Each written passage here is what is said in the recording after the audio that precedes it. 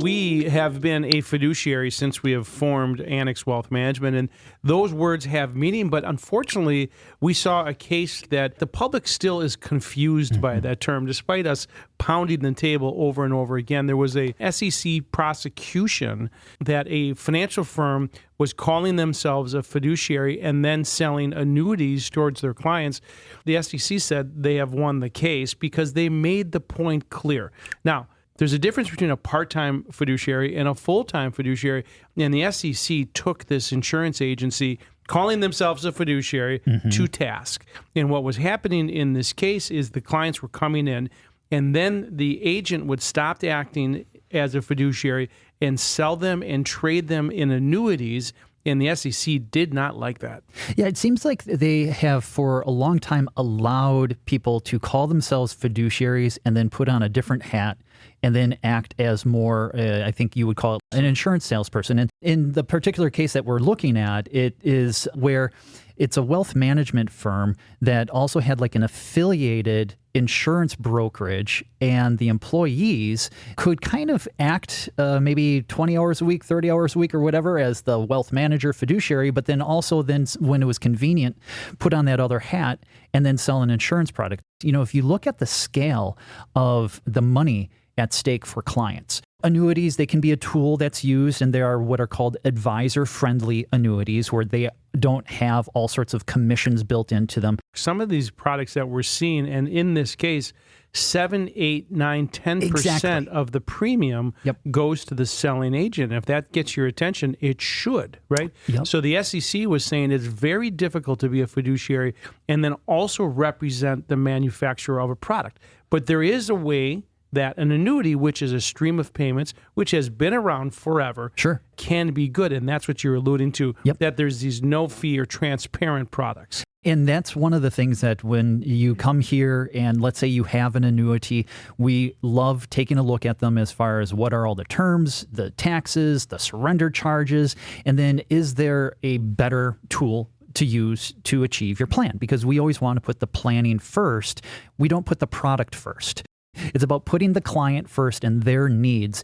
When you have these high commission products that are out there with some of these annuities where maybe it's a 7 to 8% commission that's earned, I think it's pretty clear how that might skew the advice that clients are then given. And so what we tend to like looking at are those where it's not based on a commission at all. It's about just what's right for the client, achieving their financial goals. And I think that cases that we're beginning to see, and maybe it's just because we're in the industry that these really jump out at us as being quite egregious. You look at the dollar amounts that are involved. You know, this company, they made $9 million from just selling these commissions, but it wasn't just because they flipped people into annuities. It was they got them out of other annuities. So they got paid once, and then there was the transition to a different annuity, and they got paid again. And so I'll just read what the SEC complaint said, filed in the U.S. District Court of Massachusetts.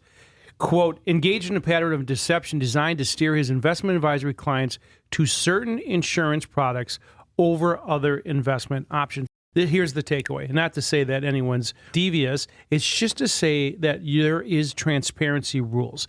We have put together this list. We put in writing that we will act as a fee-only fiduciary. In fact, that is really the answer to that case. I could have saved the U.S. government a lot of money by trying that, is to say, make sure that if a client is going to see that product, and not that they're wrong for selling that product, but if you don't disclose it. And the way to do that is have, in our case, the know the difference checklist. Compare and contrast, right? Is your wealth manager a fee-only fiduciary 100% of the time? And that was in this particular SEC case, they weren't 100% of the time. Maybe it was 80, maybe it was 90. You want it 100% of the time. Are they providing comprehensive wealth management? That's really what is the financial plan, considering who you are, your goals, taxes, your strategy, estate planning, your retirement goals, really holistically. Then do you have the in-house expertise to deliver on that plan? And then customized planning. We don't like cookie cutter solutions. Each client is unique, and we want the plan to be customized for their goals and their needs. And then the importance of a custodian, something that maybe gets a little technical for some people, but who's actually safeguarding your assets? If the name on the statement that you get from your custodian is the same as the wealth management firm, maybe there could be a conflict of interest, maybe not, something to investigate, but something to be aware of. And then what about the fees? Are they simply stated and transparent? We don't want hidden fees. And so I think that's really important, the importance of that disclosure. And then we don't sell products. And I think that's one of the biggest things. We are here to serve the client, not to push products.